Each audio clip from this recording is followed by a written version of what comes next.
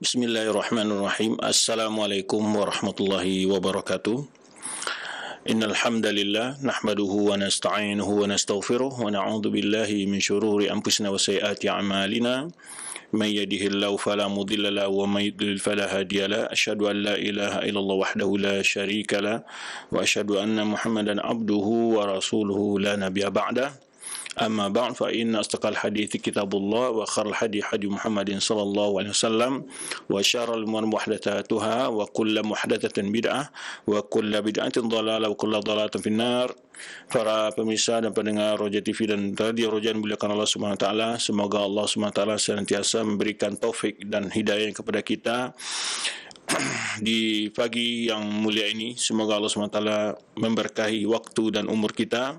Tak lupa pula kita di hari yang penuh berkah ini memperbanyak ungkapan salawat dan salam buat Nabi kita Muhammad sallallahu alaihi wasallam. Semoga kita senantiasa dibimbing Allah Subhanahu wa taala untuk istiqamah di atas sunnah beliau, sabar di dalam mengamalkan dan mengajarkannya. Pemirsa dan pendengar rahmati Allah Subhanahu wa taala, sebagai lanjutan dari materi kita, yaitu tentang faedah-faedah ilmiah dari sejarah Islam, di mana kita masih berbicara tentang ulama-ulama yang wafat dari rentang waktu kekuasaan al-mustadhi' billah, ya, yang mana kita bahas sebelumnya. Di antara ulama-ulama yang sering dinukil pendapatnya dan terkenal di kalangan para umat, yang fenomenal sekali, karena setelah jatuhnya kekuasaan Abbasiyah pada tahun 656 Hijriah, di mana setelah itu Islam mundur dari segi kekuatan politik maupun dari segi perkembangan ilmu, sehingga muncullah berbagai macam bentuk paham dan aliran di tengah umat Islam. Kemudian juga kefanatikan kepada aliran madhab, ya, fikih tertentu, dan Allah Subhanahu wa taala mengembalikan umat ini melalui perjuangan para ulama-ulama yang berjuang membersihkan umat dari pengaruh-pengaruh pandangan pikiran dan juga akidah-akidah yang menjauhkan mereka dari akidah Islam. Muncullah di antara para ulama yang paling fenomenal adalah Syekhul Islam Ibnu Taimiyah, yang telah kita kupas sekilas tentang biografi beliau pada jumpa kita yang lalu. Maka pada kesempatan yang mulia ini kita akan membahas tuduhan-tuduhan yang dilontarkan, yang dituduhkan oleh musuh-musuh dakwah beliau saat itu, ya. Kemudian juga kita akan bahas sedikit tentang bagaimana, ya, perjuangan beliau, di mana beliau mengalami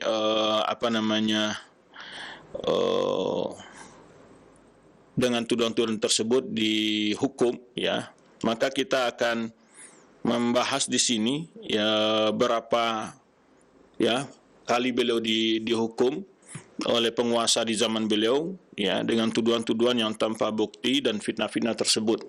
Kita akan mencoba dulu bahas tentang alasan-alasan dan berapa lamanya beliau ditahan. Itu ada beliau ditangkap sekitar 7 kali, ya, ditahan dengan waktu yang berbeda lama penahanannya, dan juga kita akan jelaskan sebabnya. Kemudian setelah itu, jika waktu mengizinkan, kita akan bahas juga materi-materi yang dituduhkan kepada beliau, ya, dan tentu banyak, ya, karena memang banyak sekali tuduhan-tuduhan yang dibuat secara serampangan dan dituduhkan oleh musuh-musuh dakwah beliau. Namun suatu faedah yang harus kita ambil dari ini, ibar, ya, pelajaran yang pantas untuk kita tarik dari perjuangan beliau adalah disebutkan adalah bagaimana di antaranya adalah apa yang beliau alami, ya, dan juga perjuangan yang beliau lakukan,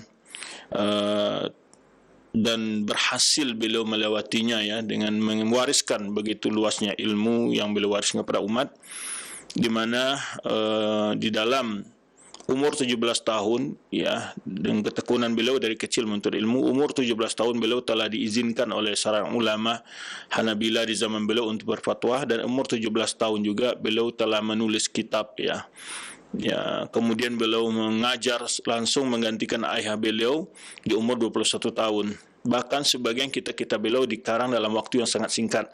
Salah satunya kitab yang fenomenal adalah kitab Al-Fatwa Al-Hamawiyah Al-Kubra.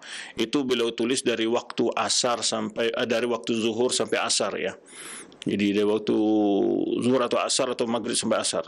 Saya kurang ingat. Yang penting dalam hanya di antara dua waktu salat itu beliau menulis tersebut. Ada berapa kitab yang beliau tulis disebutkan para ulama, di antaranya juga Al-Wasatiyah, kalau nggak salah ya, Al-Hamawiyah itu ditulis dari waktu zuhur ke asar.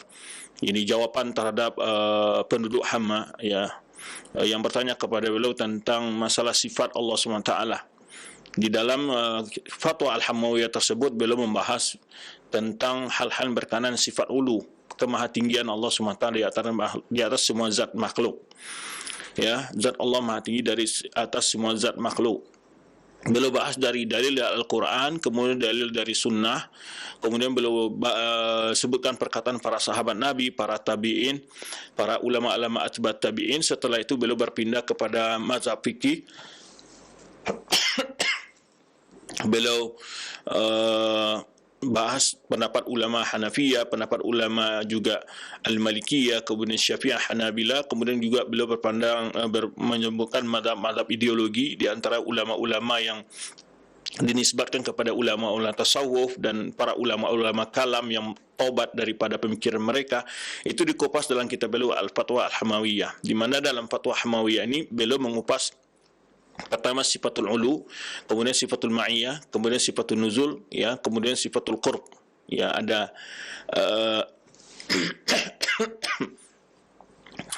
5 sifat kalau nggak salah yang dibahas oleh beliau dalam Fatwa Hamawiyah ini, yaitu terutama hal-hal yang berkenaan dengan sifat ulu ya. Maka beliau mengkompromikan dalil-dalil antara ulu dengan ma'iyah ya, yang dipertentangkan oleh ahlul kalam. Jadi sifat ulu dan ma'iyah, kemudian sifatul nuzul ya, kemudian sifatul qurb ya, dan kemudian sifat istiwa ya. Ada ulu, ada istiwa, ada al-ma'iyah, kemudian nuzul dan qurb. Jadi beliau bahas dalam 5 sifat dalam kitab Hamawiyah ini, itu beliau tulis ya dari waktu zuhur ke asar saja. Ya, kitab yang cukup luar biasa nukilannya, yaitu menukil, ketika beliau menukil jangan ke ayat dan hadis ya, ungkapan-ungkapan para ulama dari tokoh-tokoh yang beliau nukil itu persis gitu, sehingga setelah ditahqiq kitab tersebut terbukti bahwa di mana perkataan itu didapat. Dan ini luar biasa keilmuan beliau.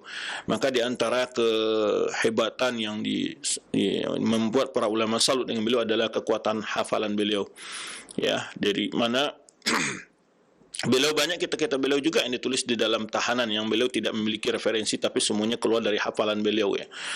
Kemudian juga kitab Al-Wasatiyah ditulis dari asar ke maghrib. Itu pertanyaan dari Al-Wasit. Dan begitu kita lihat bagaimana akidah wasatiyah lengkap dengan dalil-dalilnya yang luar biasa, membahas tentang akidah Ahlussunnah wal Jamaah secara komprehensif ya. Secara garis besarnya termuat dalam kitab itu tentang akidah Ahlussunnah wal Jamaah, tentang itu akidah al-wasatiyah. Ini keluar biasaan beliau di dalam menulis, dan juga disebutkan para ulama beliau ini adalah orang yang sangat cepat juga menulis. Jadi samping kepintaran, ilmu beliau yang luas, beliau dalam menulis juga sangat cepat gitu. Baik. Sehingga kalau siapa yang mencoba melihat Fatwa Al-Hamawiyah, mengkaji dan melihat ya, cukup untuk satu disertasi S3 ya. Itu ditulis hanya dari waktu zuhur sampai asar saja. Ini di antara contoh-contoh kehebatan beliau. Dari umur 17 beliau sudah memberi fatwa, di umur 17 beliau juga sudah menulis, dan di umur 21 tahun beliau langsung menggantikan ayah beliau ketika ayah beliau wafat. Dan beliau memang berasal dari keluarga ulama ya, termasuk istri beliau juga seorang ulama. Ibu beliau, bukan istri beliau. Beliau tidak menikah ya, orang tua beliau yang perempuan juga seorang alim salihah ya. Dan beliau bersaudara semua laki-laki, tidak ada yang perempuan, disebutkan dalam biografi beliau. Baik, apa yang dialami oleh Syekh Islam Taimiyah ya, manzilat al-imamah fil ilmi wad din. Cuman para ulama juga menyebutkan kekuatan ilmu dan ketakwaan yang yang tampak pada pribadi beliau yang dikisahkan oleh para ulama-ulama, ya. Tidak sedikit ulama yang menulis tentang biografi beliau ini menunjukkan tentang kemasyhuran beliau di kalangan ulama, baik ulama yang semasa dengan beliau, murid-murid beliau, maupun bahkan juga ada dari musuh-musuh beliau juga ada yang menulis, ya. Dan ulama-ulama semasa dengan beliau, dan kemudian juga ulama-ulama setelah itu ada lebih dari 50-an, ya kalau nggak salah, dikumpulkan oleh para ulama, orang yang telah menulis biografi beliau dengan jumlah yang begitu banyak sekali. Ada yang meninjau dari sisi usaha beliau dalam membela kaum muslimin dari serangan Tatar, ada yang menulis bagaimana kesabaran beliau dalam dakwah dan seterusnya. Tapi dalam risalah ilmiah, secara kalau dikumpulkan, ya, tentang materi beliau ditulis di berbagai kampus di dunia, itu mungkin sudah ratusan lah, ya, kalau tidak ribuan gitu. Baik. Cuman hal yang sangat menarik disebutkan para ulama dari biografi beliau ini adalah bahwa beliau sampai pada tingkat itu adalah yaitu dengan athar taqwa wal yakin was sabar. Beliau sering mengingatkan bahwa imamah fid din tunalu, yaitu bis sabri wal yaqin. Beliau menyebutkan bahwa ketokohan dalam agama itu diraih dengan dua hal, yaitu sabar dan keyakinan, ya. Maka beliau sering mengatakan bis sabri wal yaqin tunalul imamatu fid din, dan ini sering beliau nukil dalam ungkapan beliau. Sabr dan itu berkenaan dengan ilmu, ya, mengamalkan ilmu, ketakwaan, warok dan seterusnya. Bahkan disebutkan oleh para penulis biografi beliau tidak pernah tertarik ketika ditawarkan jabatan-jabatan oleh penguasa, dan beliau juga tidak pernah mau menerima hadiah. Di antara faedah disebutkan para ulama adalah di mana beliau tidak pernah mau menerima hadiah. Bahkan kalau dikasih hadiah beliau memberikan kepada murid-muridnya adalah karena agar tidak terpengaruh beliau di dalam berfatwa, di dalam menyampaikan ilmu, ya. Kadang-kadang memang lisan jadi kelu apabila tangan mengambil, itu sebutan para ulama, ya, untuk menerangkan sesuatu, sehingga beliau tidak ada merasa hutang budi kepada siapapun di dalam bicara tentang al-haq. Beliau tidak ada yang menghambat lisan beliau untuk menyampaikannya. Nah, ini disebutkan oleh beliau di antara pertama dari pelajaran dipetik dari melihat biografi beliau adalah yang pertama adalah yaitu bagaimana keyakinan kesabaran, keyakinan kekuatan ilmu yang beliau raih. Tentu ini juga pesan sekaligus bagi anak-anak muda, bagi para duat, ya, para ustadz, ya, untuk tidak berhenti untuk belajar, dan juga ilmu tersebut dituntut untuk selalu diawasi dengan amal, gitu, ya. Maka beliau sering menyebutkan dengan ungkapan yaitu bisawri wal yaqini tunalul imamatu fid din, ya. Kemudian juga kenapa beliau ini begitu mendapatkan penghargaan atau dihargai oleh lawan-lawan beliau, ada orang-orang yang tidak senang dengan beliau pun, ya. Dan keberhasilan beliau dalam menegakkan agama ini, ya, adalah asbabul fawz wa nasr az-zuhud fil manasib. Itu disebutkan oleh beliau para mutarjim atau para penulis biografi beliau adalah yaitu beliau zuhud dalam kedudukan-kedudukan, tidak tamak, tidak tergiur dengan berbagai posisi kedudukan, wal wilayat, kemudian juga jabatan-jabatan. Nah, dan jauh daripada berbagai pernak-pernik dari tawaran-tawaran kekuasaan tersebut. Wa kama kana sallallahu alaihi kadzalika faqad kana a'immatul Islam ala hadhil jada minhum al-Imam Ahmad bin Hanbal. Nah, di antaranya juga disebutkan para ulama-ulama yang mirip dan seperti ini adalah seperti Imam Ahmad bin Hanbal, ya. Karena itulah disebutkan dalam biografinya Imam Ahmad, ya, atas hudun ya fa'abaha wal wilayatu faqalaha. Jadi dia pernah ditawarkan untuk kedudukan dan jabatan-jabatan, namun beliau tidak mau menerimanya. Kemudian al-badzazatu fil iman wal tisatu fi ulul ma'ash wa dhaif ahli Islam. Di antara yang menyebabkan beliau diterima dan didengar dakwah beliau adalah kesederhanaan beliau dan juga dengan perjuangan kesederhanaan beliau dalam kehidupan, ya, yaitu beliau sangat mutajanniban litarafuh, jauh dari kehidupan yang menggambarkan hidup yang mewah, Subhanallah ya.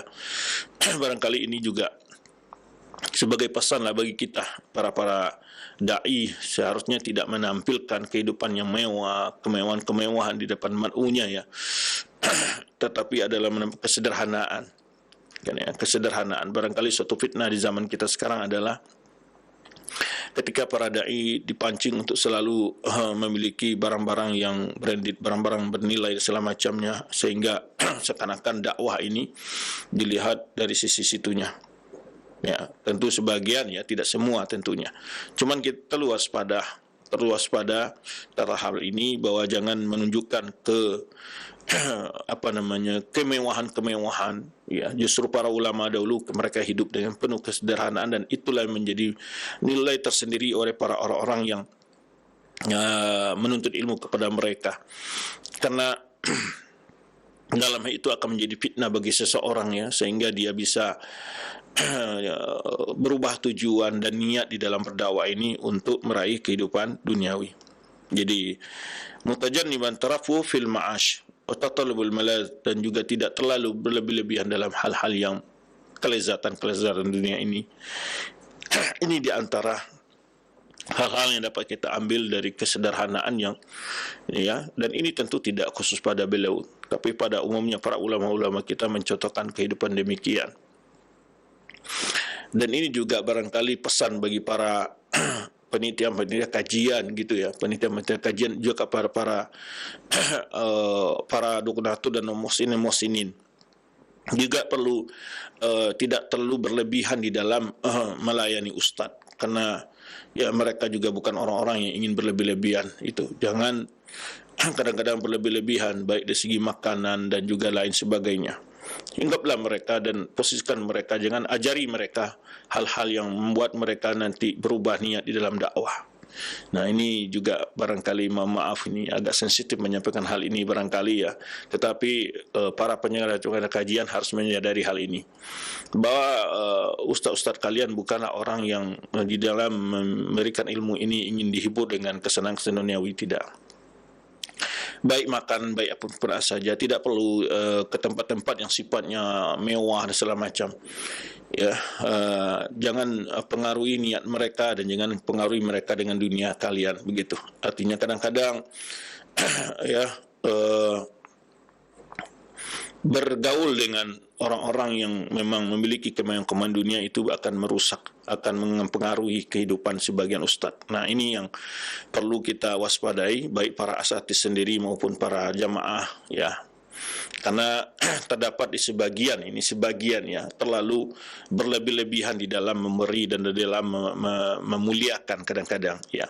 Akan lebih baik infak-infak itu diberikan kepada yang sifatnya untuk faedahnya untuk kepada umat ya, bukan kepada personalnya gitu. Itu lebih bermanfaat ya. Wallahu alam. Ini sekarang sebagai pesan saja karena terlintas diingatan ya, mengingat bagaimana kehidupan para ulama dahulu, bahwa mereka adalah orang-orang yang yang jauh dari hal-hal yang akan merubah niat mereka di dalam berdakwah maupun penuntut ilmu. Karena mulai ada zahirah, ada semacam kemunculan di tengah kehidupan bermasyarakat ya, di para thalabul ilmi tentunya ya, bersaing dari segi tempat gaya dan penampilan, dan ini juga perlu diperbaiki sebenarnya ya. Bahkan juga dengan media sosial ini juga menjadi fitnah baru bagi para dai-dai muda dan seterusnya. Maka kadang-kadang seakan-akan berdakwah adalah jalan untuk mencapai kehidupan yang glamor, kehidupan yang mewah. Tidak. Dakwah ini adalah pengorbanan. Dan jalannya bila berdakwah penuh dengan kesenangan, maka itu barangkali perlu dikoreksilah niat dan juga metode dakwah kita. Berdakwah mesti penuhi tantangan dan hambatan dan penuh kesederhanaan. Inilah yang ingin kita tunjukkan kepada umat ya, dan demikian pula kepada para donatur, tidak perlu mengajari ustaz-ustaz dengan hal-hal yang berlebih-lebihan ya. Bukan berarti tidak boleh memuliakan mereka, bukan berarti tidak boleh membahagiakan mereka, boleh, tetapi jangan terlalu berlebih-lebihan sehingga nanti merusak niat mereka ya, dan bahkan sampai-sampai umpamanya mereka juga membuat tarif di dalam sebuah ceramah, menentukan jumlah jemaah dalam sebuah ceramah, dan ini jangan sampai terjadi dalam dakwah kita ini. Baik, kemudian satu hal sifat yang juga disebutkan adalah la takadu nafsuhu tashba'u minal ilm. Ini di antara sifatnya Syaikhul Islam Taimiyah adalah jiwanya tidak pernah kenyang dari ilmu. Ya. Wala turwa minal mutala'ah, tidak pernah lepas daripada belajar. Mutala'ah belajar, meneliti dan seterusnya. Wala tamallu minal istighal bihi, tidak pernah bosan untuk sibuk dengan ilmu tersebut. Wala taqallu, ya taqilu atau taqallu minal bahthi fihi, tidak pernah malas, ya al-kalal ini tidak pernah malas untuk melakukan penelitian. Wa qalla ay yadkhula fi ilmin illa wa yuftahu lahu fihi, tidak dia membahas sebuah ilmu Syaikhul Islam Taimiyah kecuali dia memiliki berbagai istilahnya dibuka untuknya pintu ilmu tersebut. Jadi ketika beliau membahas sebuah masalah itu lengkap dengan dalil-dalilnya, dengan berbagai cabang pembahasannya dan seterusnya.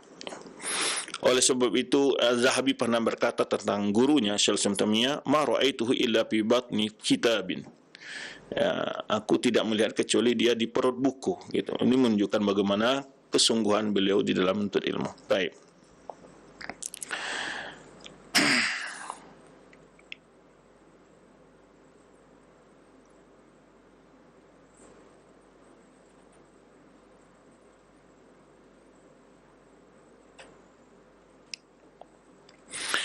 Pernah diriwayatkan oleh Imam Sakhawi dalam kitab beliau Al-Jawahir Al-Waddurar, beliau menukil dengan sanadnya dari Syekh Syamsul Ad-Dairi, ya, qala sami'tu Alauddin Al-Bustami, beliau mendengar Alauddin Al-Bustami di Baitul Maqdis berkata, waqad sa'alahu hal, ini dia bertanya kepada ini Syamsuddin ini Syams bin Diri ini bertanya kepada Alauddin, ya, bertanya, hal ra'aita Syekh Taqiyuddin Ibn Taimiyah, apakah engkau pernah bertemu melihat Syekh Taqiyuddin Ibn Taimiyah? Faqala na'am, aku pernah bertemu.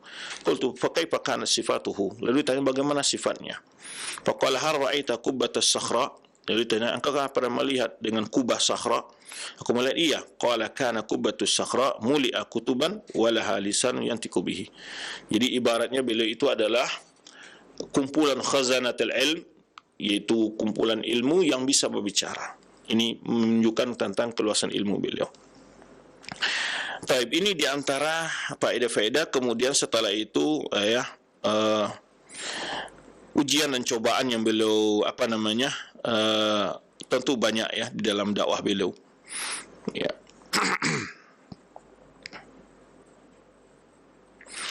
Kemudian beliau di masa mudanya, beliau biaya hidup beliau dibayar oleh saudara beliau sendiri. Sebenarnya kita katakan tadi beliau tidak punya saudara perempuan. Itu di antara saudara beliau yang membantu hidup bersama beliau ada namanya Syarfuddin, ya, Syarfuddin.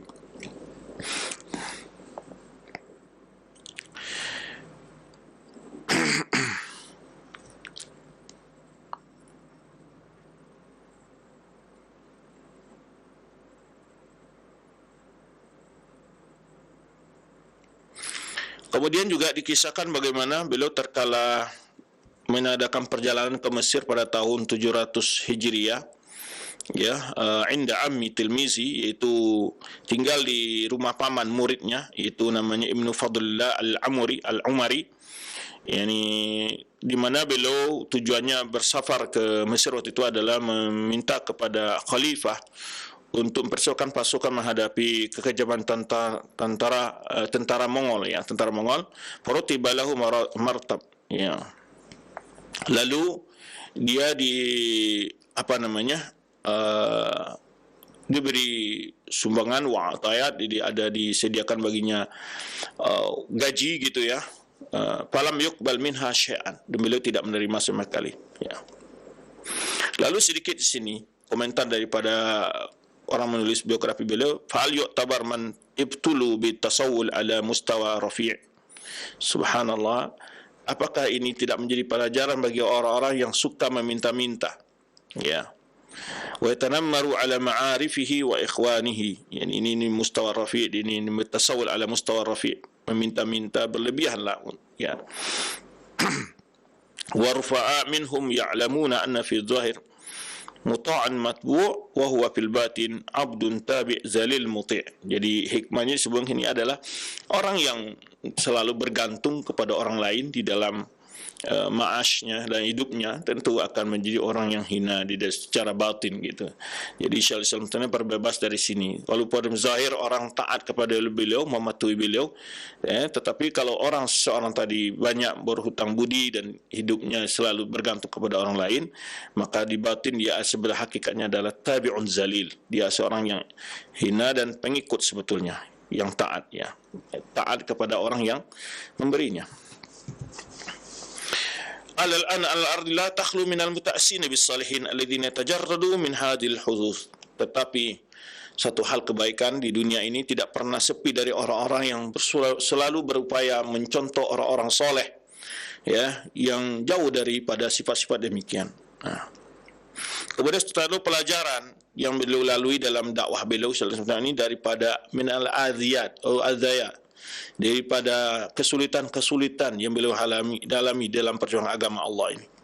In aliman yaftahullahu alaihi bimirasi ilmi nubuwah wa yanzur fi waqil haya. Seseorang berilmu yang Allah telah bukakan untuknya warisan ilmu kenabian, dia melihat kondisi masyarakat dalam kehidupan nyata ini, fayara min zulmatil i'rad anil wahyi, maka terlihat banyaknya orang yang berpaling dari wahyu, dari Al-Quran yang Allah turunkan ya.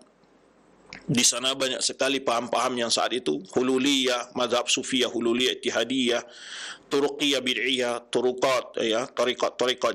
Kemudian juga paham ahlul kalam jahmiyah, mu'tazilah, asy'ariyah. Kemudian juga fanatik mazhab muqallidah, muta'assibah, wa kullu yara anna ma huwa alaihi haq, masing-masing mengaku di atas kebenaran. Summa ya'ti hamilud daya fayukassir haula'i haula. Nah, bagaikan dia datang orang yang ingin menyelamatkan mereka-mereka ini membawa bendera putih bersih ya, sehingga menaklukkan mereka dan mereka tersebut la syakka sayakunu lahu khusum.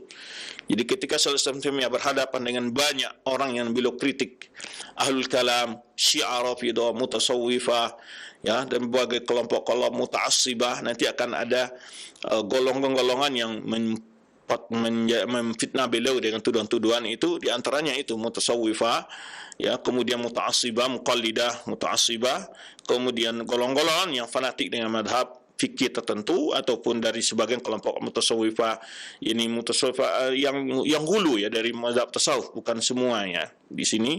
Kemudian juga ahlul kalam ya, kemudian juga syiah rafidah, yang mana kalau kita lihat tulisan-tulisan Islamiyah ini sangat banyak mengkritik pemikiran-pemikiran mereka. Tentu dari sini beliau banyak menghadapi orang-orang yang memusuhi beliau. Nah, mimma ada ila sijini taratan, kadang-kadang beliau ditangkap, wa tarsim alaihi taratan, dan kemudian juga beliau dilarang mengajar, bagaimana munazaratu taratan, ada perdebatan ya. Wa adiyatuhu bil mihan ukhra, kadang-kadang beliau mengalami penyiksaan ya, wa ighra' sufaha, memprovokasi orang-orang bodoh untuk membenci beliau. Dan ini dialami oleh dai-dai di mana-mana, setiap masa memang begitu. Ya, bisa melalui tangan politik mereka melakukan penekanan-penekanan ya. Nah, semua hal ini pernah dialami oleh Syaikhul Islam Taimiyah. Nah, ini kita akan bahas dulu bahwa tadi kita sebutkan tatkala umur beliau yaitu 32 tahun ya, setelah beliau kembali dari melaksanakan haji. Dari sini nilai ta'arudh rahimallahu li bi'atis sujud. Dari sini beliau mulai menghadapi tantangan-tantangan ya, dengan berbentuk ditangkapnya beliau ya, dan yaitu sekitar khilal arba'ata wa salasina aman, dalam panjang dakwah beliau sekitar 34 tahun itu. Itu mulai pada tahun 693 Hijriah sampai hari wafat beliau. Beliau meninggal di dalam tahanan Qal'ah di Damaskus tanggal 20 bulan 11 tahun 728 ya. Jadi Zulqa'dah, 20 Zulqa'dah. Ya, dan beliau pernah ditangkap sebanyak 7 kali Nah, ini kan kita sebutkan ya, jadi kapan saja, kenapa alasan beliau ditangkap.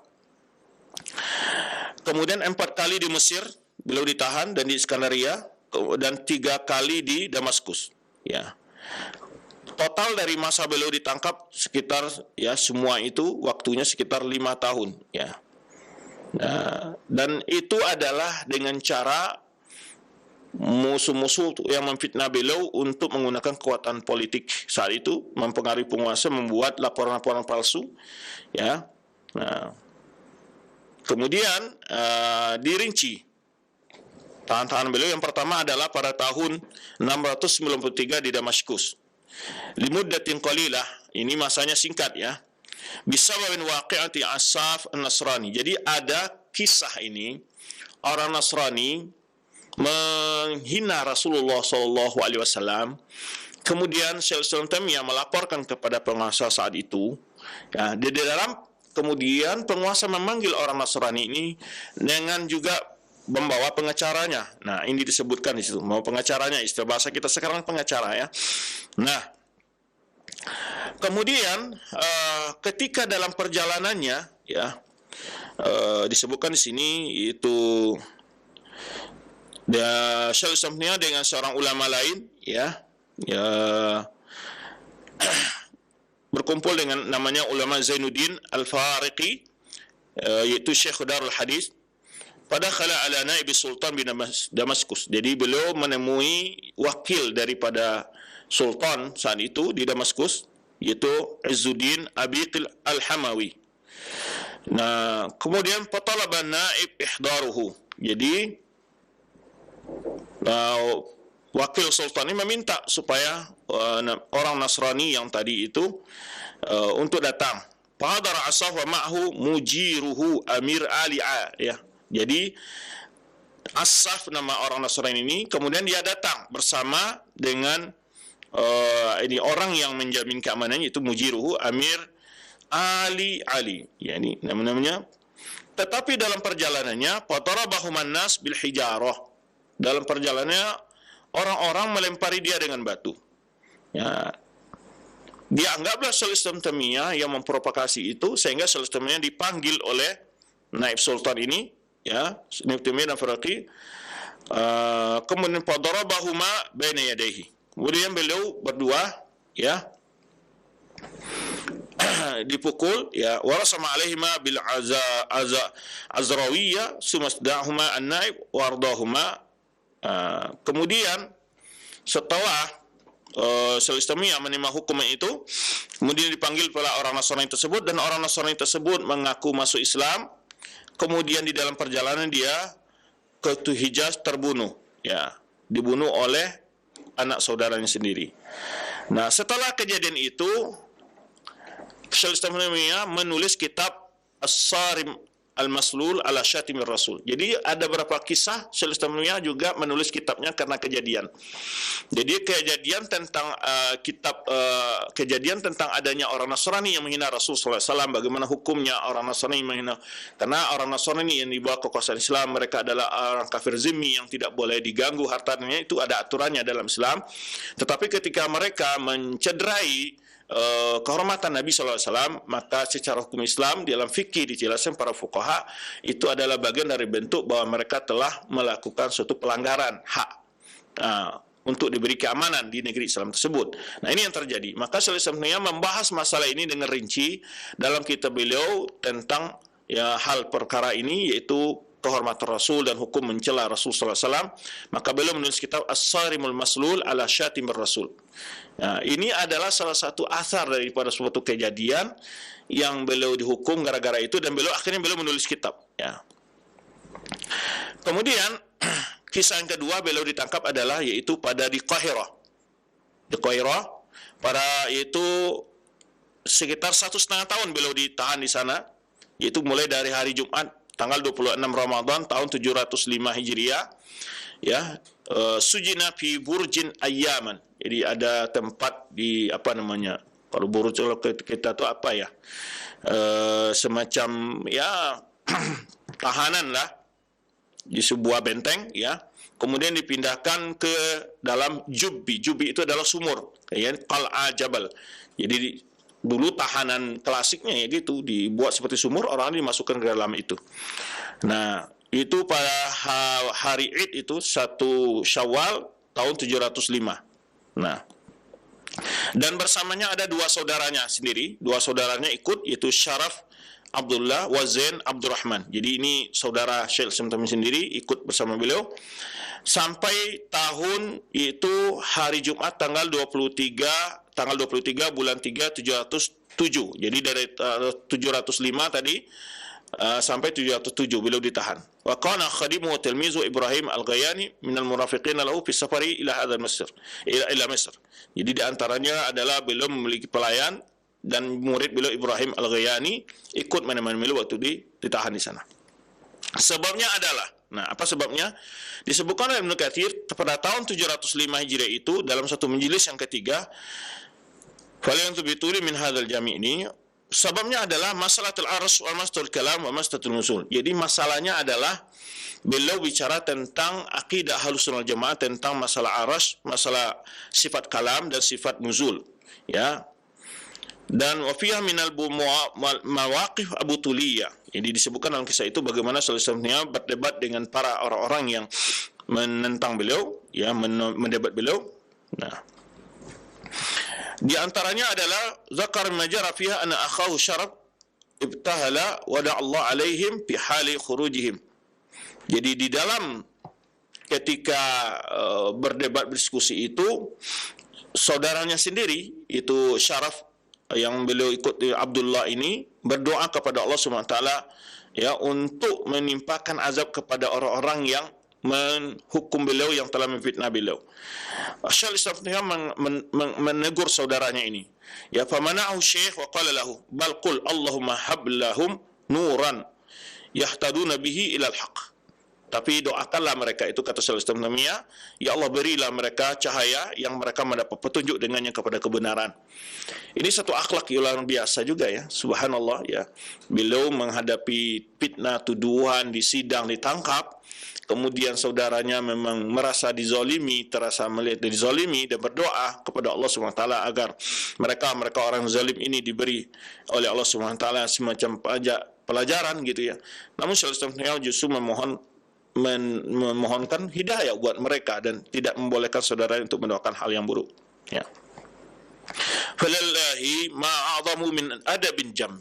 Ini adalah adab yang sangat luar biasa, ya. Ini satu pelajaran bagaimana, dan banyak sekali kisah-kisah beliau, ya, dan pernah kita ceritakan ketika beliau dipukul dan disiksa oleh, ini ada gerombolan yang diprovokasi gitu, dan sampai beliau pingsan, kemudian akhirnya orang-orang mencari orang-orang memukul beliau dan bahkan bersembunyi di rumah beliau sendiri, beliau yang mengamankannya. Dan ini beginilah akhlak, ya, seorang ulama, ya. Maka beliau sering mengungkapkan Ahlus Sunnah a'rafun nasi bil haqqi wa arhamun nasi bil khalqi. Ahlus Sunnah itu orang yang memang sangat tahu tentang kebenaran, namun mereka adalah orang sangat sayang kepada makhluk. Nah, itulah Ahlus Sunnah. Dan ini tergambar sendiri di akhlak beliau, dan berapa kali sering, ya, beliau memberikan maaf kepada orang-orang yang telah menyakiti beliau dan mau dibalas oleh orang-orang yang dihukum, sampai beliau tidak mengirim izin. Yang ketiga adalah dalam beberapa hari juga di Mesir beliau ditangkap pada tahun 707 lagi, yaitu tanggal 3 bulan Syawal juga, yaitu isti'da'il sultan alaihi bil mutasawwifah bil Qahirah. Ini adalah orang-orang mutasawwifah di Qahirah melaporkan beliau ke penguasa, ya, karena beliau melarang orang istighosah wa tawassul bil makhluqin. Itu melarang bertighosah dengan makhluk, bertawassul dengan makhluk. Nah, itu. Dan juga tentang beliau bicara tentang Ibnu Arabi, bukan Ibnu Arabi. Ibnu Arabi seorang orang yang dihukum zindik oleh kebanyakan para ulama dalam pemikirannya. Maka fa'uqida lahu majlisun fakhtalafa hudur baina bara'atihi wa idanatihi. Kemudian di dalam diskusi beliau dikumpulkanlah para ulama-ulama mutasawwifah dan berdiskusi Syekh Islam Taimiyah. Maka ketika itu, ya, setelah dia dikumpulkan, ya, sebagian orang yang hadir itu berbeda pendapat bahwa Syekh Islam Taimiyah ini tidak salah gitu, ada yang mengatakan salah. Nah, di antara yang, ya, menganggap salah waktu itu adalah termasuk Al-Badruddin Ibnu Jama'ah.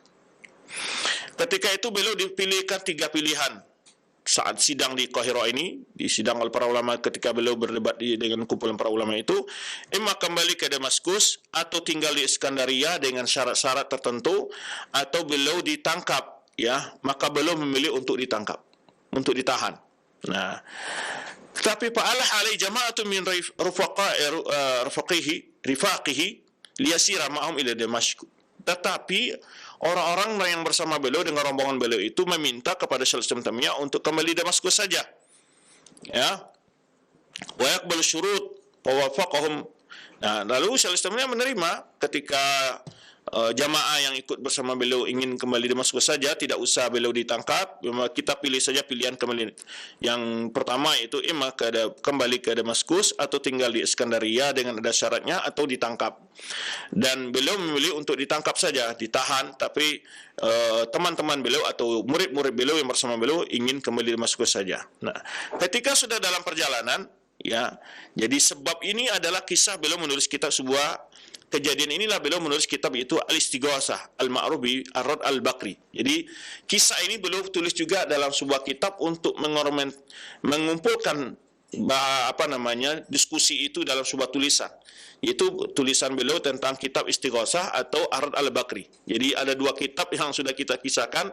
Yang awalnya itu adalah ada penyebab beliau menulis kitab tersebut. Di antaranya sebab menulis kitab Istighosah, ada penjelasan tentang orang-orang beristighosah dengan makhluk yang telah meninggal, umpamanya, ya, datang ke kuburan tawasul dengan orang-orang mati dan seterusnya. Ini yang beliau bahas dalam kitab beliau Istighosah, dan situ beliau menjelaskan tentang paham yang benar dalam masalah ini. Nah, itu setelah itu beliau menulis kitab. Kemudian yang kali keempat beliau ditangkap adalah di Mesir juga.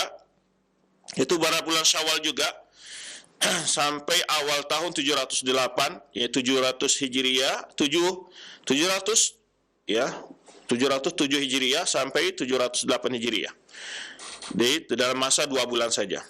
Nah, itu ketika beliau ini saat beliau dalam diskusi sebelumnya beliau memilih untuk kembali Damaskus. Nah, dalam perjalanan yaitu ba'da ikhtiyar ba'da sin salasa, jadi kali yang ketiga beliau ditangkap, beliau milih untuk pulang ke Damaskus. Tetapi tiba-tiba datang pasukan untuk mengembalikan beliau ke Mesir. Nah, yaitu radduhu min masanid tariq. Datang pasukan dari Mesir, penguasa, untuk mengembalikan beliau ke Mesir. Itu malamnya tanggal 18, ya. Bulan 10 tahun 707 Hijriah tersebut, dengan dokongan dari Nasr Mambaji. Dia salah satu orang yang sangat memusuhi beliau di Qahirah itu, namanya ada Nasr Mambaji Al-Hululi. Jadi bermadhab Sufi Hululiyah. Nah, alladhi yahtal makanata indal wali, yang di mana, ya, dia adalah orang yang mempunyai kedudukan pada wali kotanya, gitulah, ya, pada pejabat di Qahirah. Kemudian Syekh dihukum melalui qadi Al-Malikiyah, fakhtalafu falamma ra'a syekh dzalika qala.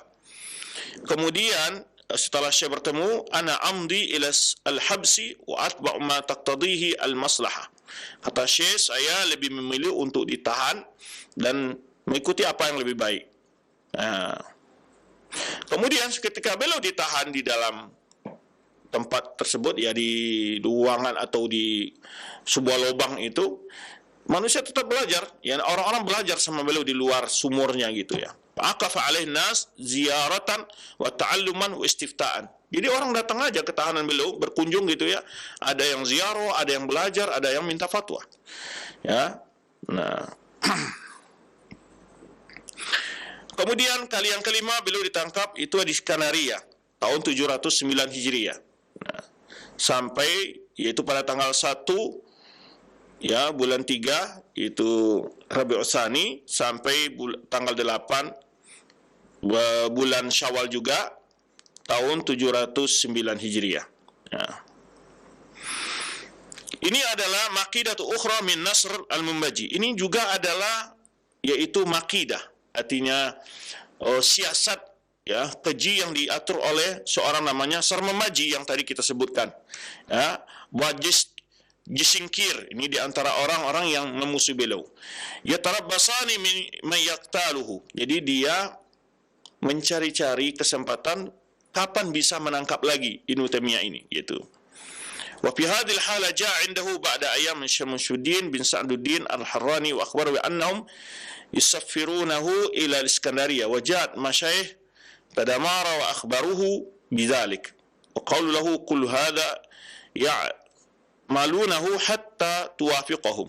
Jadi ketika Syaikhul sampai ke Iskandaria dan beliau dikumpulkan para ulama di sana bertemu dengan beliau, lalu membocorkan semua ini mereka lakukan adalah akan engkau mau menyetujui sesuai dengan mereka, hatta tuwafiqahum. Maksudnya di sini adalah engkau ya tidak membantah lagi paham-paham yang mereka anut, gitu. Maksudnya dari antaranya ini al-Mambaji dan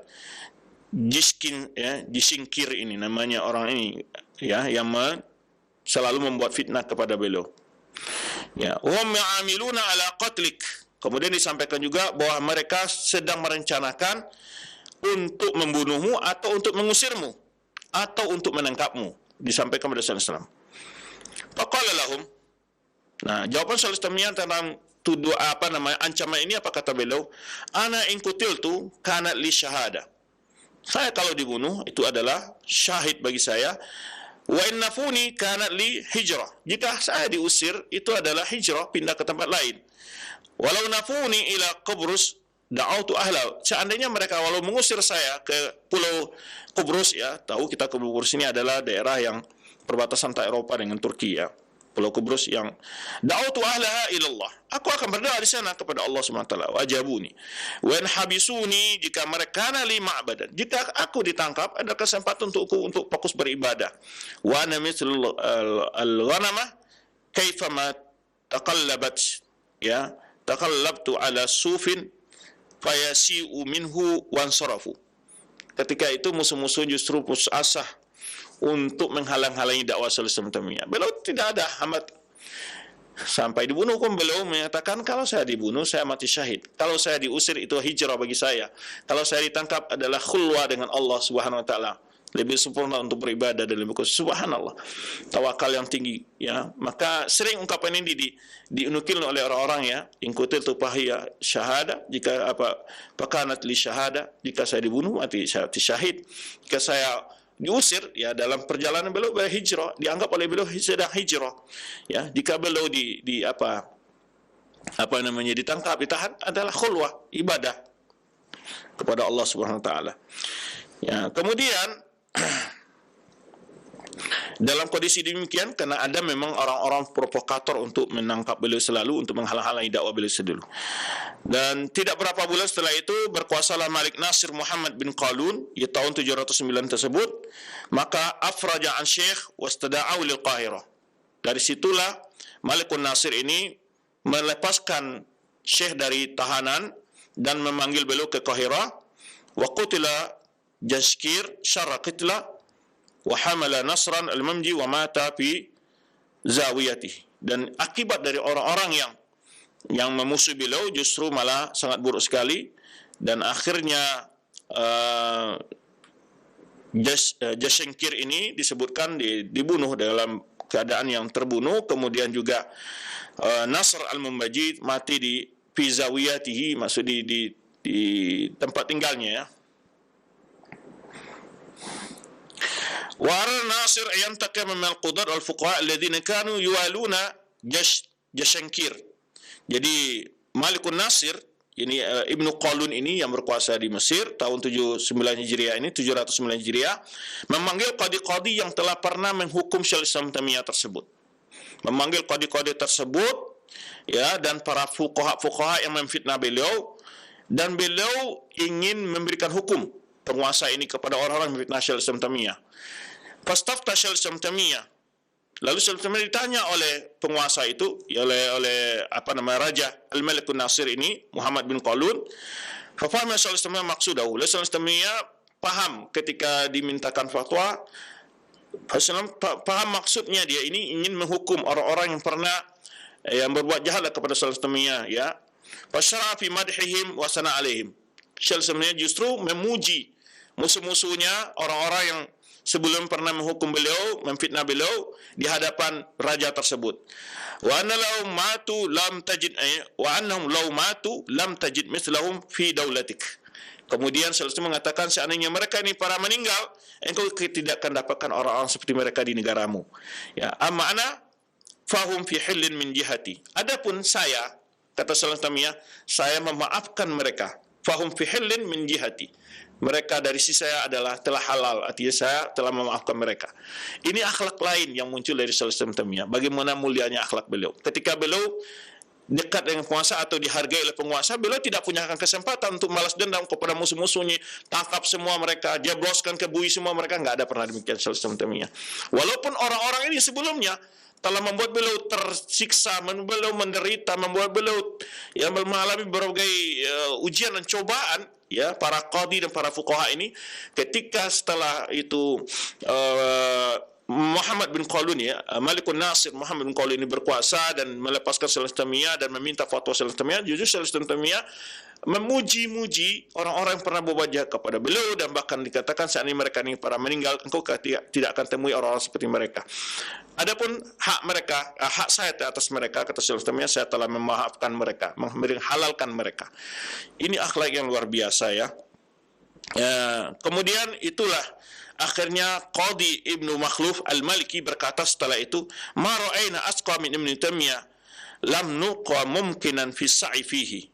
Jadi lam nuqi mumkinan fi sa'i fihi. Aku tidak melihat orang yang paling bertakwa dari Ibnu Taimiyah ini, kata seorang Qadi Ibnu Makhluf Al-Maliki ini. Ya, tidak ditinggal, tidak ada cara yang kami sisakan untuk mengganggu dia lah istilahnya, untuk mengganggu dia. Lam nuqi mungkinan fi sa'ifihi. Tidak ada jalan yang mungkin kami lakukan kecuali kami sudah berusaha untuk agar dia ini dibunuh, ditangkap. Walamma qadira alaina afa'anna. Tetapi tatkala dia itu mampu untuk membalas kepada kami, justru dia memaafkan. Ini pujian dari seorang Qadi Ibnu Makhluf Al-Maliki tentang akhlak Syaikhul Taimiyah ketika tadi penguasa meminta keadilan, memberikan keadilan lah kepada Syaikhul Taimiyah terhadap kejahatan-kejahatan orang-orang fitnah beliau. Namun beliau memaafkan. Maka dipuji oleh seorang Qadi Ibnu Makhluf Maliki, ma ra'ayna atqa min Taimiyah. Kami tidak melihatkan ada orang lebih bertakwa daripada Ibnu Taimiyah. Lam nuqi mungkinan fi sa'ifihi. Tidak ada jalan yang mungkin kami untuk melakukan, ya, mengganggu dia, memfitnah dia, bahkan untuk ingin merencana membunuh dia, kecuali kami upayakan itu, lakukan. Walamma qadira alaina afa'anna. Tetapi tatkala dia itu mampu membalas kepada kami, justru dia memaafkan. Ya. Ketika itulah Syaikhul Islam tinggal di Qahirah dan tinggal dekat dengan tempat yang disebut dengan kuburan Husain di daerah Husainiyah, ya, di dekat dari kampus Azhar itu, ya. Kebetulan saya juga pernah ke sana. Ya. Kemudian para orang-orang belajar kepada beliau di Qahirah, ya. Wal khalqu ala ikhtilafihim tabaqatim yataraduna alaihi wa huwa yaqul, dan bahkan beliau didatangi oleh banyak orang-orang yang berbagai lapisan, ya. Kemudian beliau, setiap orang-orang yang datang kepada beliau tentang kejahatan-kejahatan orang-orang yang sebelumnya terhadap beliau mengatakan, ana ahlaltu kullaman adani. Aku telah menghalalkan, telah memaafkan semua orang yang menyakitiku, setiap orang menyakitiku. Wa man adallahu wa rasulah fallahu yantaqim minhu. Orang yang memusuhi, menyakiti Allah dan Rasulnya, Allah akan membalas kepada dia. Wa asalahu min ijlal wa ta'zim ma yatul wasfuhu. Dan akibat inilah kemana dia mendapatkan penghormatan, ya, dimuliakan, ya. Hal ini dijelaskan oleh Ibnu Katsir dalam Bidayah wa Nihayahnya, itu kejadian dari tahun 709 Hijriah sampai 712 Hijriah. Baik. Kemudian ditangkap beliau pada, ya, beliau tinggal di Qahirah, disebutkan di sini, ya, sampai pada tahun 712, ya. Jadi 709 Hijriah sampai 712 Hijriah beliau tinggal di Qahirah. Makanya banyak fatwa-fatwa beliau yang dikumpulkan tersimpan di Qahirah, ya. Baik, setelah itu beliau kembali 8 Syawal tahun 712 Hijriah kembali ke Damaskus. Nah,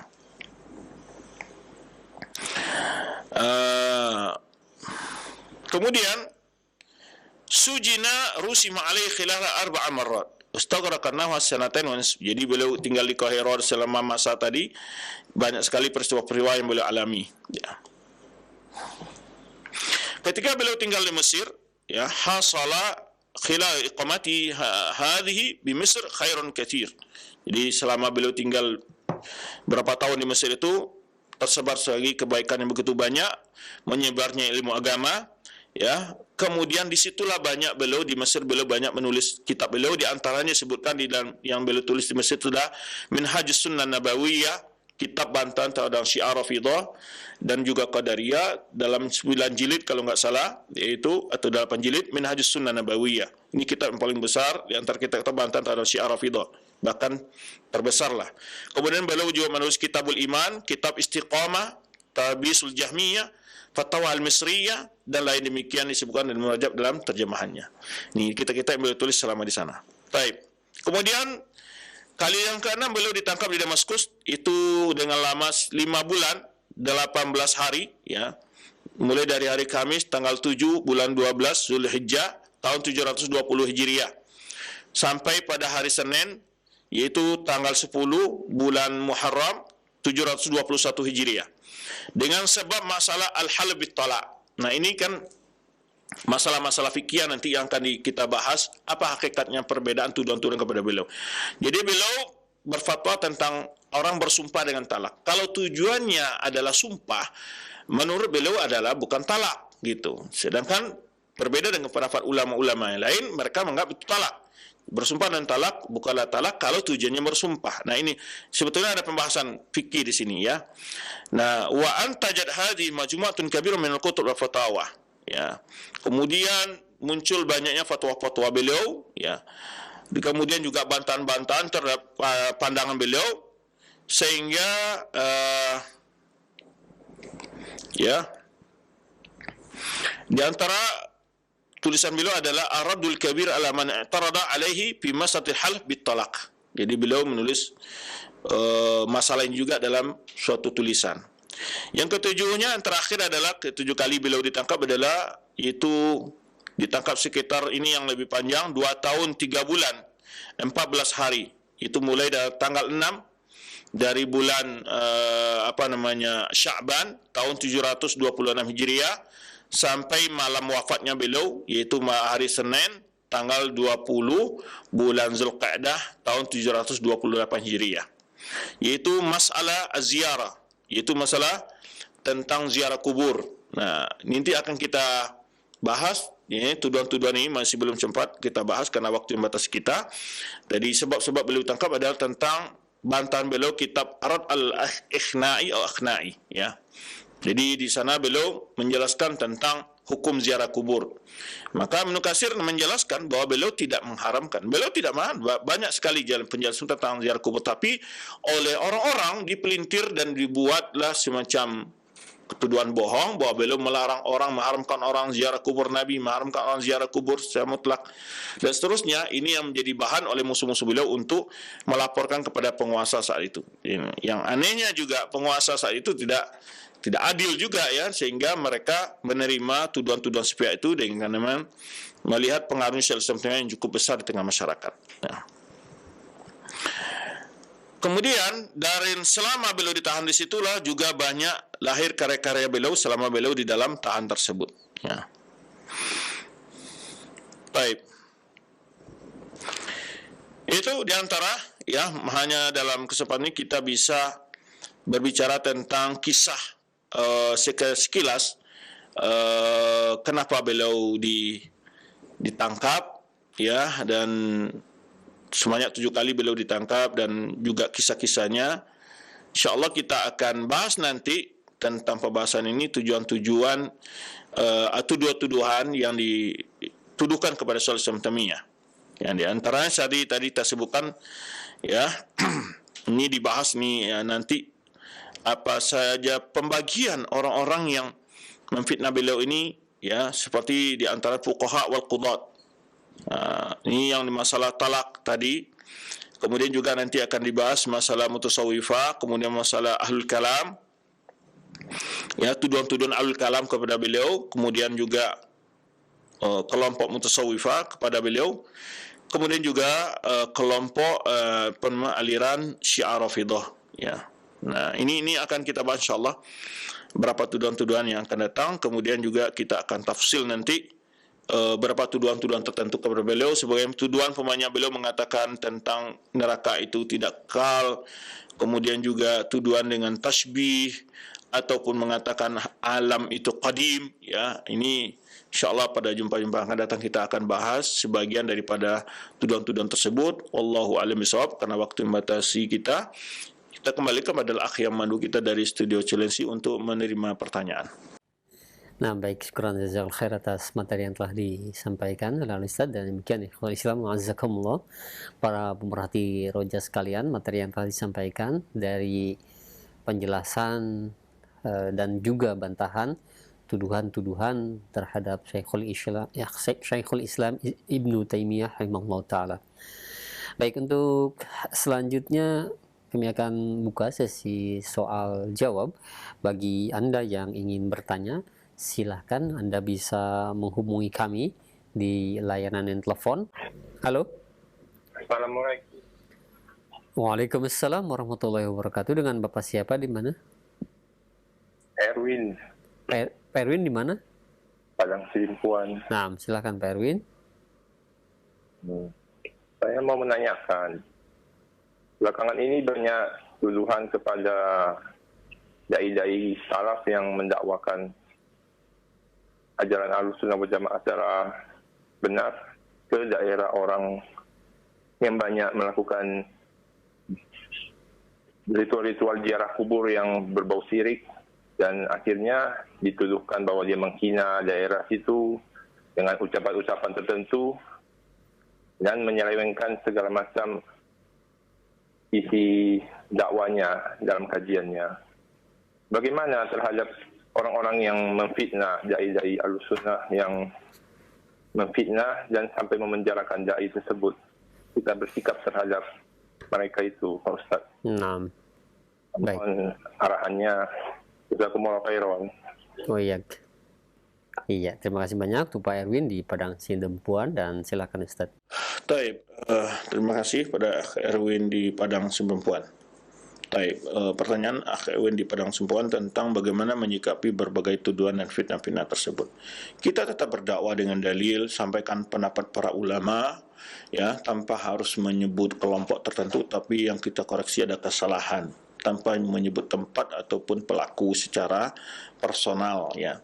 Tapi kita dalam berdakwah tetap berupaya bagaimana menjaga adab-adab bahas ilmiahnya, membahas secara ilmiah saja, bahwa bagaimana ziarah kubur yang sesuai dengan tuntunan sunnah Rasulullah SAW, dan bagaimana pula ziarah-ziarah kubur yang menyelisih sunnah ataupun berbau kesyirikan. Itu kita jelaskan, tidak akan berhenti kita.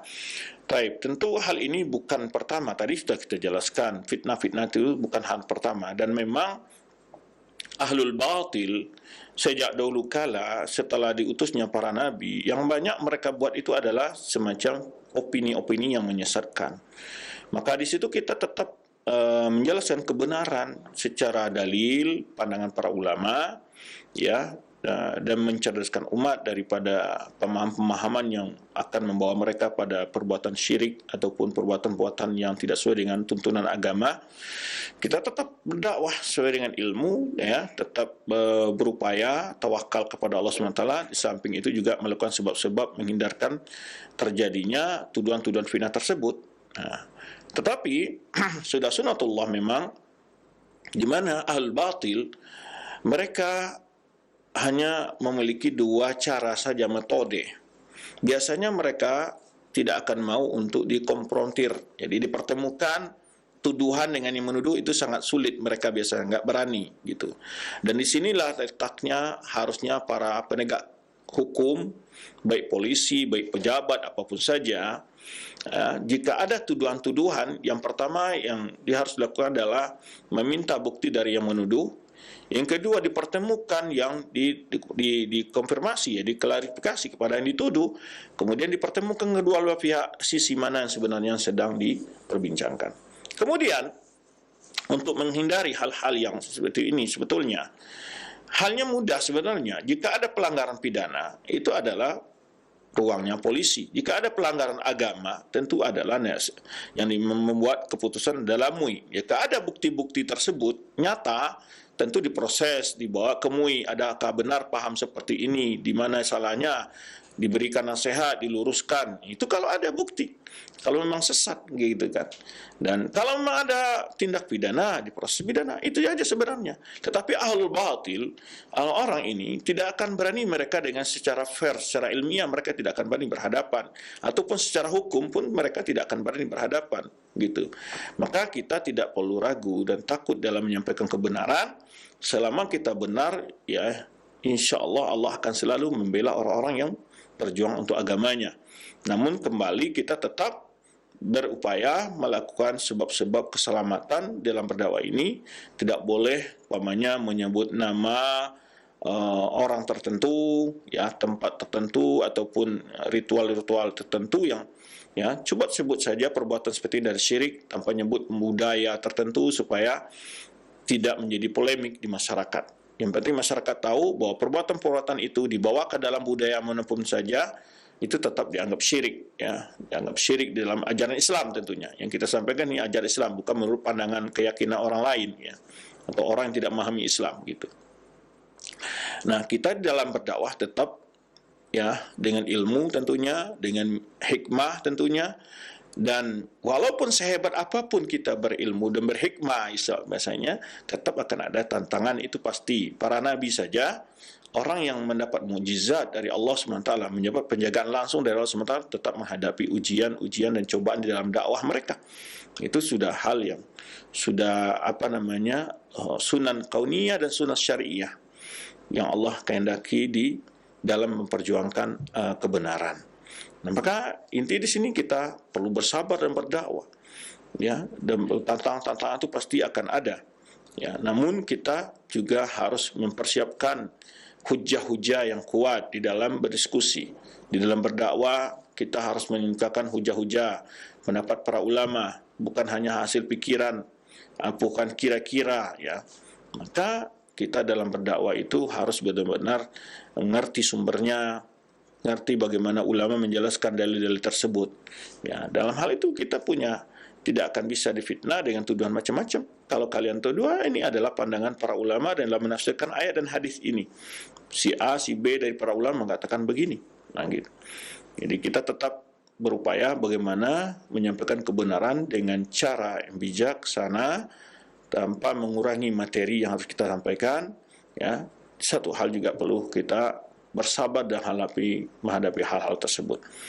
Adapun masalah tantangan, ya, dan kadang-kadang memang kemampuan orang-orang yang menentang kebenaran itu, ya ahlul batil ini, mereka sangat pintar dalam membalik fakta, dalam juga membuat kedustaan, kebohongan, ya, dan untuk mempengaruhi masyarakat ataupun sebagian dari oknum-oknum pejabat. Nah, inilah yang kadang-kadang kita lihat betapa banyaknya orang mempelintir-pelintir sesuatu hal yang tidak sesuai dengan fakta dan data, sehingga menjadikan masalah di masyarakat itu menjadi gaduh, menjadi resah, dan seterusnya. Namun kita di dalam berdakwah tetap mengindahkan kode etik yang disyariatkan oleh Allah SWT. Bagaimana kita berdakwah itu harus dengan ilmu, harus juga dengan basirah, ya, dengan hikmah, ya. Dan tentu yang disampaikan terlebih dahulu adalah bahan-bahan yang terpenting untuk dipahami oleh umat.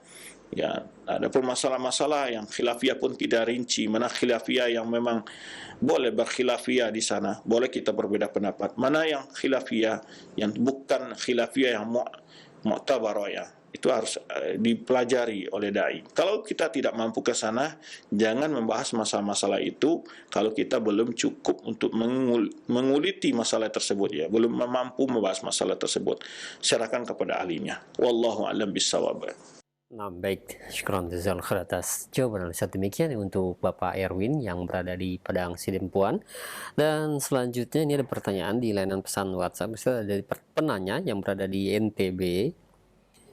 Beliau bertanya, ya Ustaz, apakah benar Syekhul Islam Ibnu Taimiyah menetapkan sifat had bagi Allah Subhanahu wa taala? Mohon penjelasannya dari Bapak Sapriyadi. Ini sebetulnya di antara hal yang kita bahas sebetulnya, tapi jawabannya begini. Sifat had yang dimaksud apa? Karena tidak ada dalil, maka oleh Salih disebut ini bagian dari al-faz mudmalah, lafaz-lafaz yang mengandung multi tafsir. Nah, al-had yang dimaksud apa? Kalau dimaksud had itu Allah dibatasi oleh makhluk, dibatasi oleh ruang, oleh tempat, itu tidak ada. Ya, tapi yang dimaksud had oleh para ulama seperti Ibnu Mubarak yang disebutkan oleh Imam Ad-Darimi dalam kitab beliau Rad al-Bash al-Marisi, Naqdud Darimi al-Bash al-Marisi, itu dibahas di sana tentang had, ditafsil. Jika yang dimaksud had itu adalah adanya tidak tercampurnya antara zat Allah dengan zat makhluk, itu ada had, berarti Allah tidak bercampur dengan makhluk. Ini yang maksud had. Jadi had itu artinya ada batas. Artinya ada zat Allah dan zat makhluk. Zat Allah tidak bercampur zat makhluk, zat makhluk. Ini yang had ini ada batas seperti ini. Tapi kalau dimaksud zat Allah ada yang menghinggakan, ada yang membatasi. Itu tidak ada satupun ulama yang pendapat. Nah, kalimat inilah yang sengaja dipotong-potong oleh para musuh-musuh dakwah, ya. Dan sampai hari ini juga begitu mereka, ya. Ketika ziarah kubur yang dibahas masalah adalah kesalahan-kesalahan dalam ziarah kubur, meminta ke orang yang di kuburan, beribadah di kuburan, dan macam-macam aktivitas ritual di kuburan yang tidak pernah dicontohkan dan diajarkan oleh Rasulullah SAW. Itu dianggap oleh mereka, dipelesetkanlah menjadi orang ini anti ziarah kubur. Itu sama, sejak dulu demikian.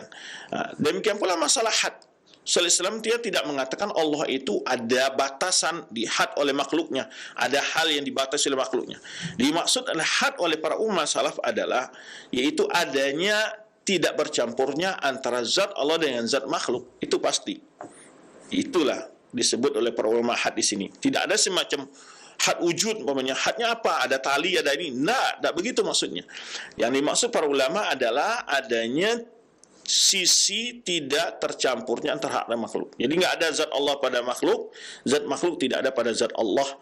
Itulah had yang dimaksud oleh sebagian ulama salaf seperti Ibnu Mubarak, ini nukil pendapat oleh Imam Darimi dan para ulama lain, Imam Bihaqi di dalam Asma Sifat dan lainnya ada. Dibahas oleh banyak para ulama di situ tentang had. Tapi kalau had yang dimaksudkan Allah itu dihinggakan oleh makhluk, dan makhluk yang mengungkungnya kiri kanan atas bawah, itu tidak ada satupun ulama yang membahas masalah itu.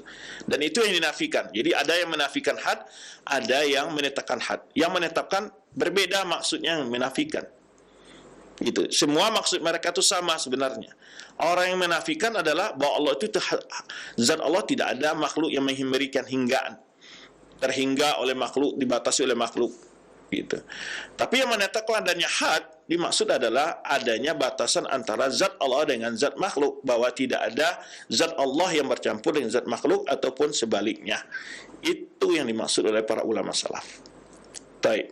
Jadi ini akan kita bahas nanti, ya, sebetulnya di dalam syubhat-syubhat dan tuduhan-tuduhan itu.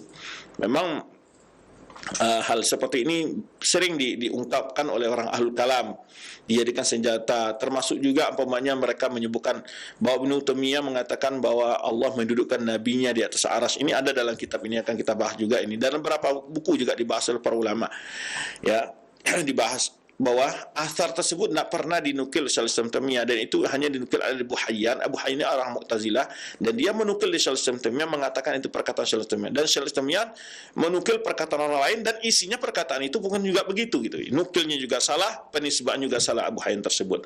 Dan orang ahlul kalam memperdoman kepada perkataan Abu Hayyan, dan nanti kan kita sebutkan di mana Syaikhul Islam Taimiyah berkata demikian, mengatakan menukil pendapat itu, ya, tetapi pendapatnya tidak seperti yang dijelaskan oleh Abu Hayyan, ya, Al-Mu'tazili dalam tafsir beliau Al-Barul Muhit. Nah, itu wallahu a'lam bishawab.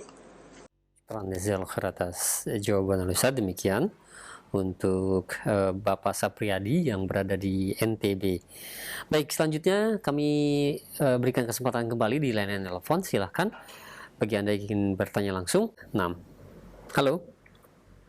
Halo, Assalamualaikum. Waalaikumsalam warahmatullahi wabarakatuh. Dengan siapa, di mana? Dengan Putri di Bone, Pak. Nah, silahkan Ibu Putri. Ya, saya mau bertanya masalah kuburan di area masjid, Pak. Nah.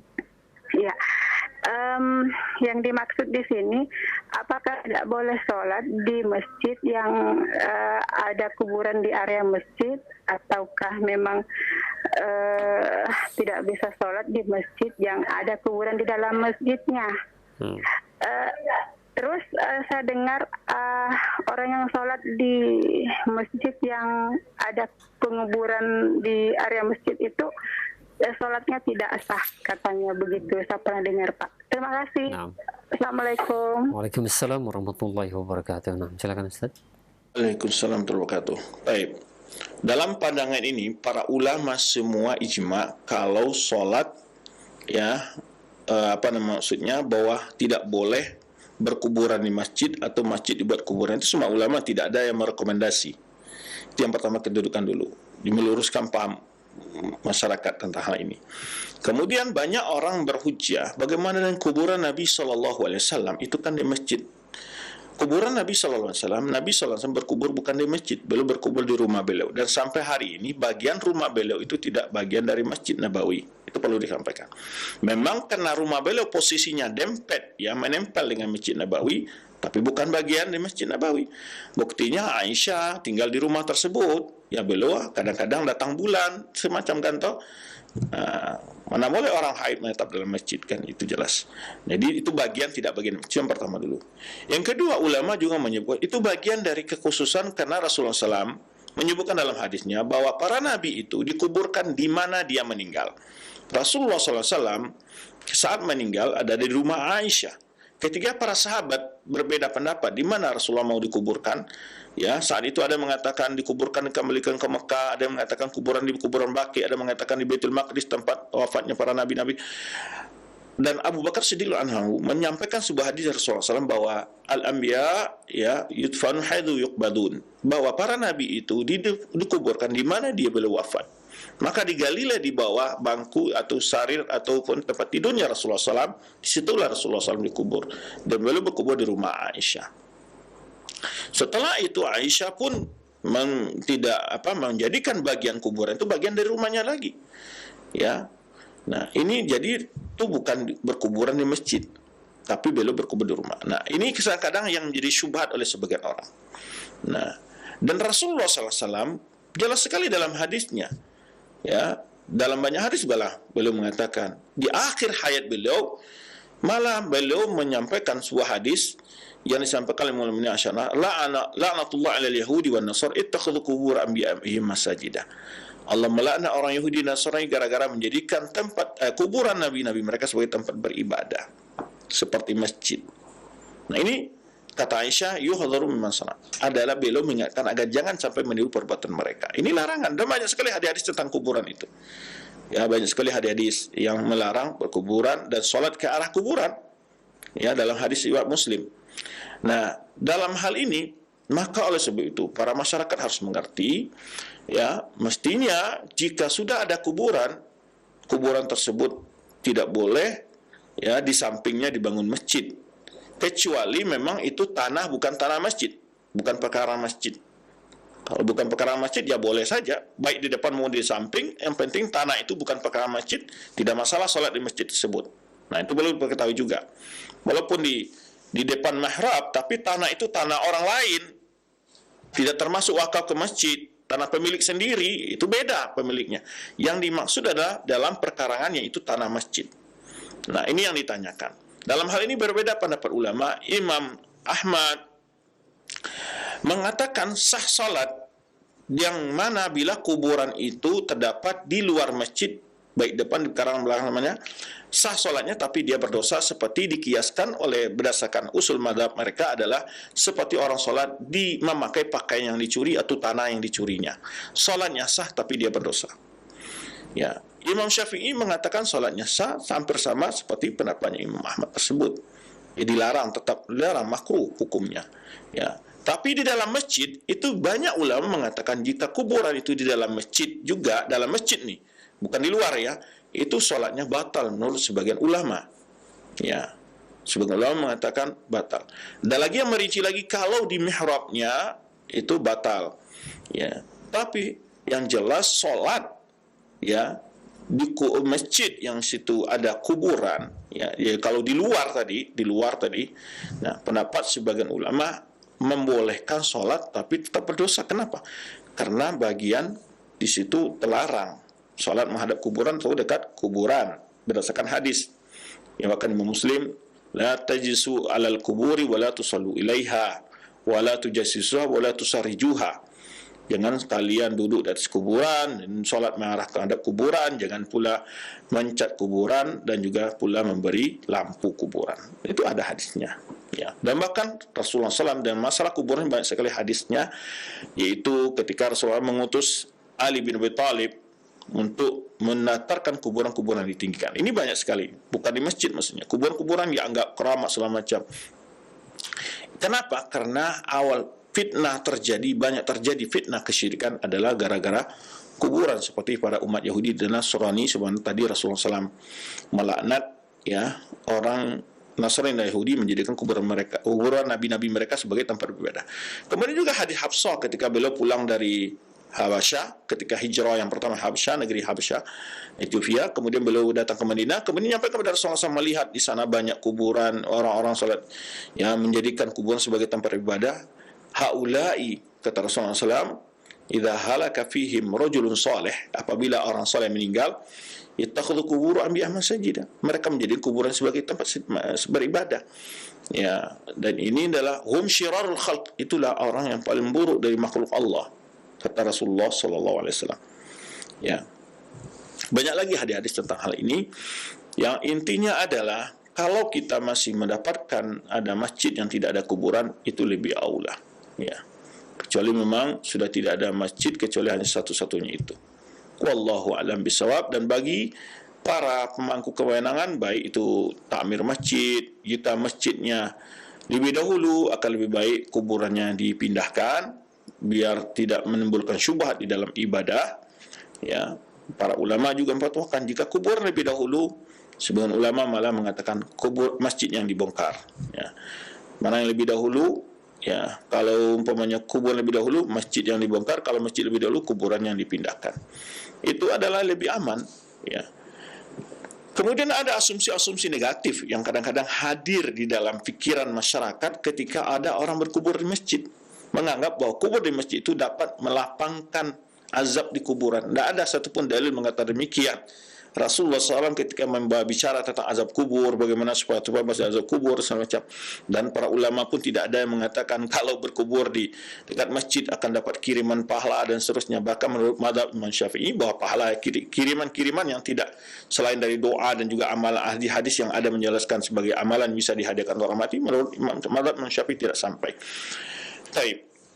Intinya adalah hal-hal seperti ini bagi tanggung jawab bagi orang-orang yang memiliki wewenang di sana, baik para takmir masjid, para tokoh masyarakat, tokoh agama. Mulai kita bimbing umat ini kepada hal yang lebih selamat terhadap akidah dan ibadah mereka. Wallahu a'lam bishawab. Keren, jazakallahu khair atas jawaban Ustaz. Dan pertanyaan tadi yang ibu yang berada di Bone, merupakan pertanyaan terakhir Ustaz, karena waktu yang disediakan sudah habis. Mungkin ada kesimpulan yang dapat disampaikan untuk para pemerhati roja sekalian. Terakhir, terima kasih banyak atas para pemirsa dan pendengar yang telah bergabung di pagi hari ini. Semoga apa yang telah kita sampaikan dapat kita ambil faedahnya, dan mohon maaf jika ada kekurangan dalam penyampaian materi tersebut. Juga terima kasih pada teman-teman di studio Cilensi maupun di studio mini studio Imam Syafi'i. Barakallahu fikum jami'an. Kita tutup doa kepada majelis. Subhanaka Allahumma bihamdika asyhadu an la ilaha illa anta astaghfiruka wa atubu ilaik. Wassalamualaikum warahmatullahi wabarakatuh.